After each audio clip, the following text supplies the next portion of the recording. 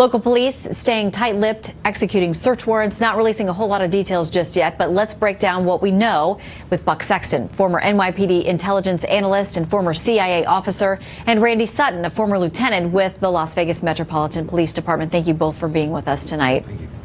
Sure. Randy, what do you make of what we know so far? Well, there was a lot of red flags here. You know, this individual has been posting on social media as a threatening individual. He's come to the attention of law enforcement over the years, but this is that fine line.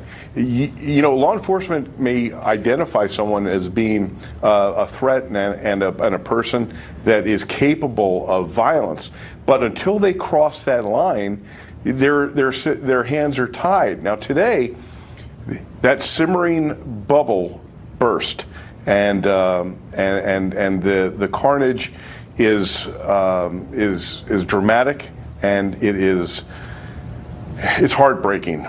The law enforcement response was amazing, to respond within a minute courageously, and it shows what a coward he truly was as he cowered under a desk and couldn't wait to surrender. He's a punk. Yeah, to the point of the response time, I want to play something from the Anne Arundel County executive. This is what he said about the folks who showed up there so quickly. I want to acknowledge the tremendous work of our public safety professionals today, particularly the Anne Arundel County Police Department, the Annapolis City Police Department, and the Anne Arundel County Sheriff's Office. They were on the scene in about 60 seconds.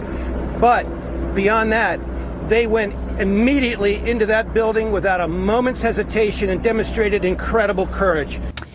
Buck, this is a field that you've worked in. I mean, these folks had just run this kind of drill. I imagine it's what departments across the country do, hoping they never have this day, but it sounds like when they did, they were ready. Yes, I mean, the response time is unlikely to have been possibly better in any way. I mean, this is about as quick as you could expect it to go.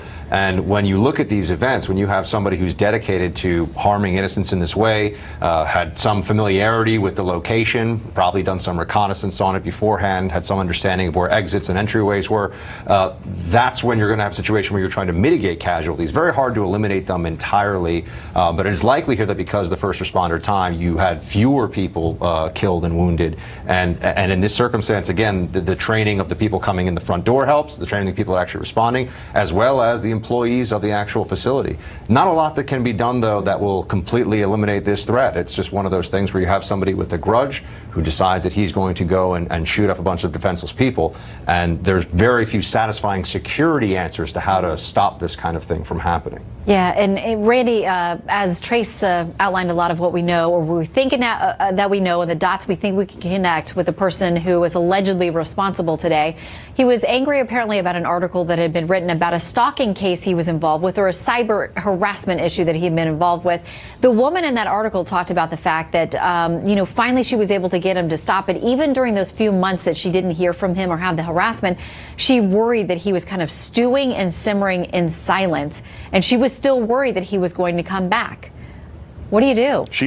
She had every right to be worried about that, because there's no doubt that that's exactly what the situation was, that he was stewing, just as we see that this has been taking place over literally a period of years. And that's what's so frightening about this. This guy resurfaces after a silence of a couple of years, and you know, as the other gentleman said, there's very little that can mitigate this except for having, you know, armed security on the premises at all times. And who wants that in their life?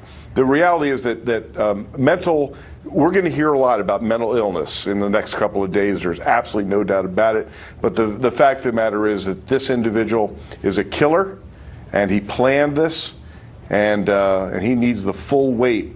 If I don't know if they have a death penalty still in that state, but there's a guy that deserves it. Yeah, I would tend to doubt it in Maryland, but I do not know that for sure. But Buck, I mean, we're being told there are reports that he tried to do something to injure his own fingertips so that they couldn't get fingerprints from him. We think that was the strategy. Yes, I want to try to diagnose this individual from afar, and also not having an MD, that wouldn't be responsible of me, but it certainly seems like he's has some category, some categorizations you'd expect for a psychopath. I mean, some things that you would think of somebody who's crazy, obviously. By the way, DNA is a much more important marker in a lot of these investigations than even fingerprints. So it's not an effective means of trying to prevent someone from being able to track you down. It's really just more of a bizarre thing to do. This is not what you would expect from a master criminal by any means.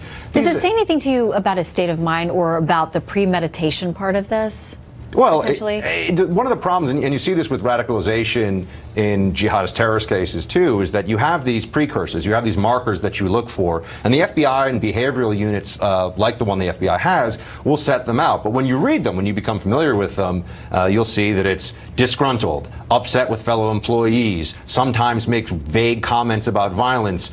There's no bright red lines necessarily to look for in a case like this. There are a lot of angry, unhappy, lonely people who stalk people online, who say really nasty things on social media, as we all know. How do you catch that one person out of a huge mass of people that's actually going to go in and do this? The answer is it is unfortunately almost impossible. You're really hoping to get lucky, and in this case, we did not. Yeah. All right, Buck Sexton and Randy Sutton, we thank you both for your expertise and for being with us. Thank you.